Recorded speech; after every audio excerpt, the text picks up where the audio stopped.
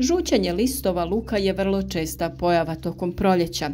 Niska temperatura i visoka vlažnost zemljišta pogoduju žućenju listova, ali ovu pojavu mogu izazvati bolesti i štetnici. Također, ova pojava se javlja i u plasteničkom uzgoju, jer je tokom zime izazov održavati idealne uslove.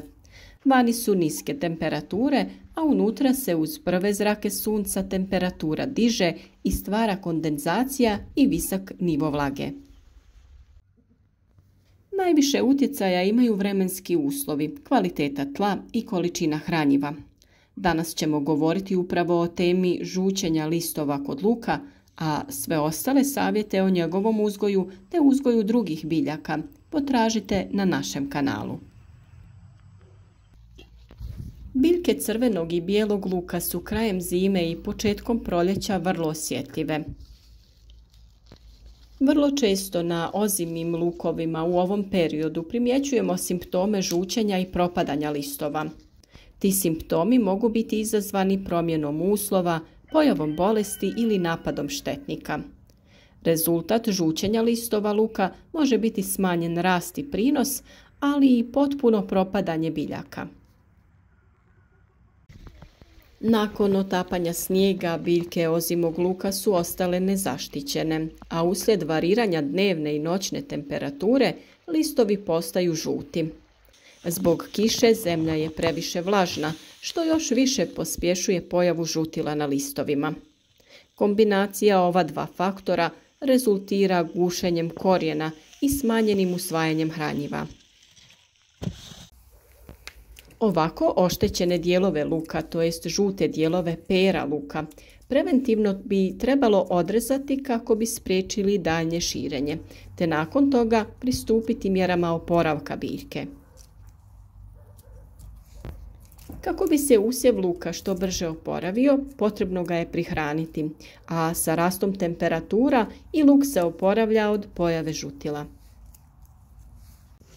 Vrlo je važno da kod ove prihrane koristite hranjiva koja su bogata fosforom i kalijem, a vrlo korisno hranjivo je ono napravljeno od pepela. Nešto kasnije u videu podijelit ćemo i recept za pripremu takvog hranjiva. Simptomi mnogih bolesti započinju pojavom žućenja listova luka, jer je luk osjetljiv na bolesti, posebno u uslovima povišene vlažnosti zemljišta i niske temperature. Najčešće se na luku javljaju plamenjača, hrđa i trulež luka. Plamenjača luka je najčešće oboljenje koje se brzo širi. Bolest se javlja na crvenom luku, bijelom luku, poriluku i luku vlascu. Prvi simptomi se uočavaju na listovima, a u povoljnim uslovima simptomi se šire i na lukovicu. Simptomi na listovima su najbolje vidljivi u jutarnjim satima kada se zbog vlage formira tamna prevlaka na listovima. Ti listovi se savijaju, gube boju i tokom vremena se suše.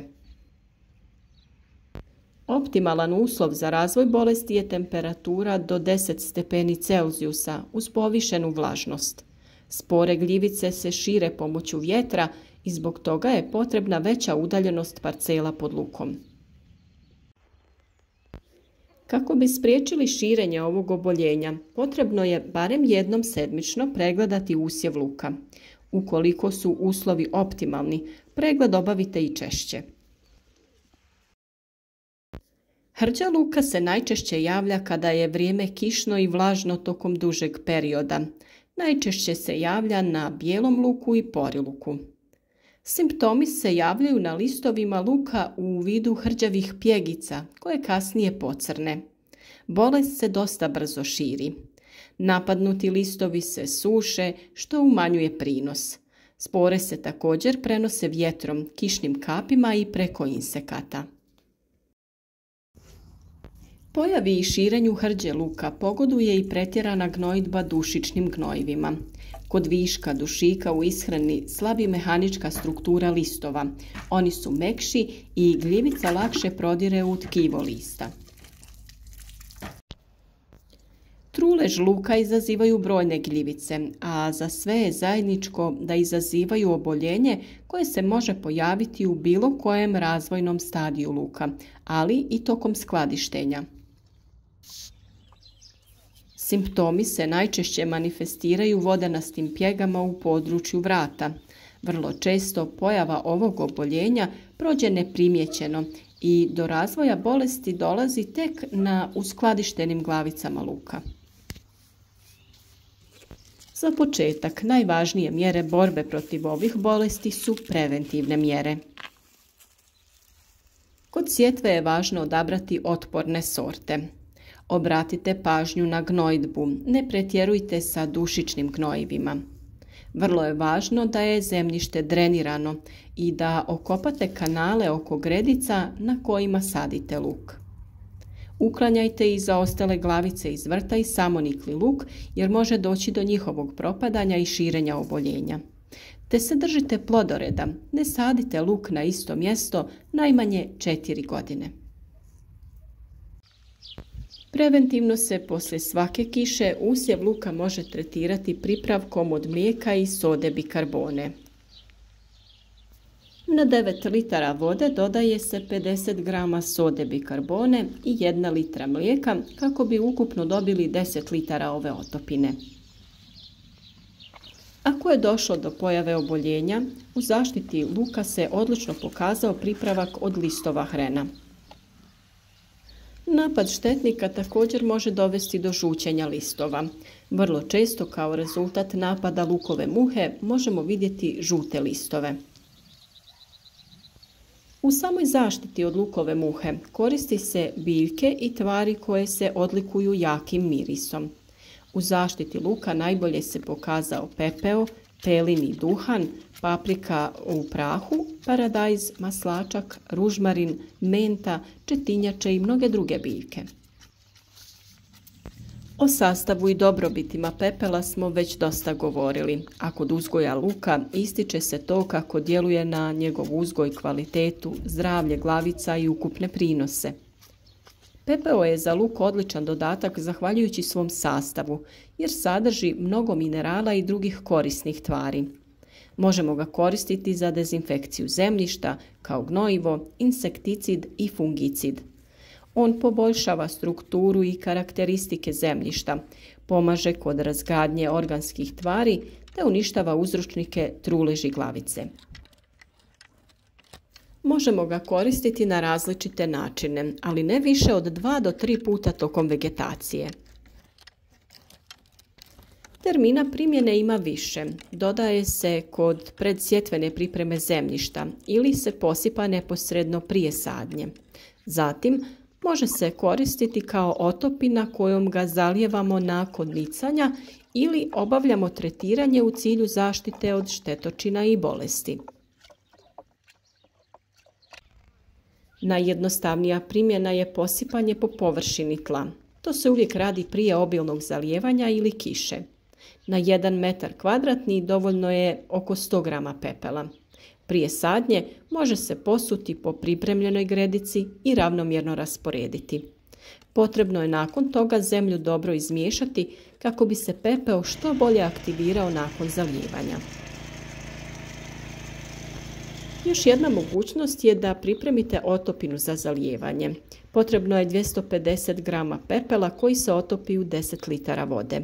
Sve se dobro promiješa i ostavi na sobnoj temperaturi nekoliko dana. Nakon toga može se koristiti za zalijevanje. Na ovaj način prihranjujemo lukovice i dajemo neophodne nutrijente kako bi se zdravo razvijale i bile otpornije na napad štetnika i bolesti.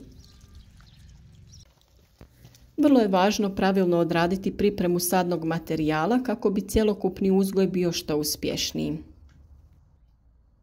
U jednom od prethodnih videa smo pričali o tome kako se može dezinficirati sjeme luka prije sadnje kako bi bilo otporno. O uzgoju crvenog luka smo često govorili. Postoje različiti načini uzgoja, načini sadnje, prihrane i vrijeme kada luk uzgajamo. Jedno često postavljeno pitanje je kada je bolje posaditi luk, na jesen ili na proljeće. Na ovo pitanje nema jedinstvenog odgovora i to ovisi o mnogim faktorima, poput onih u kojem se dijelu zemlje nalazite, kakvo tlo imate, kakve su klimatske prilike karakteristične za vaš kraj. Tako imamo situaciju da jedni sav luk sade na jesen, oktobar, novembar, dok drugi sade luk na proljeće u martu do maja. Većina ljudi luk sadi na proljeće i tada uzgojen luk uvijek puno ljepše naraste i manje je podložan štetnicima. Ali opet i to zavisi o tome gdje živite i uslovima koji tu prevladavaju.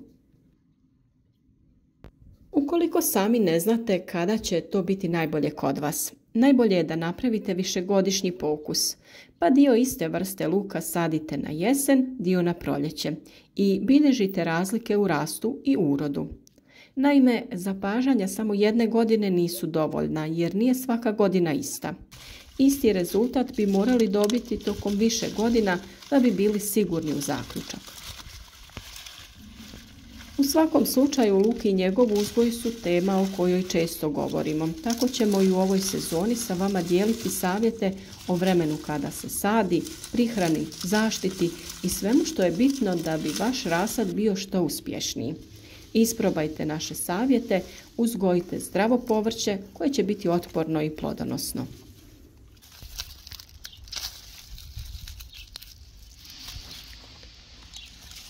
Idem donijeti, ne dođe.